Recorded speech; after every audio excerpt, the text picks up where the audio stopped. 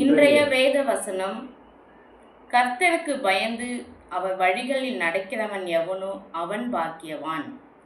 பிரியமானவர்களே, கர்த்தருக்கு பயந்து அவர் வழியில் நடக்கிற, கீழே சொல்லுது எவனோ, யாராக இருந்தாலும் ஆண்டவருக்கு பயப்படும் பொழுது ஆண்டவர் என்ன சொல்றாராம்? என்ன சொல்றாரு? பாக்கியவான்.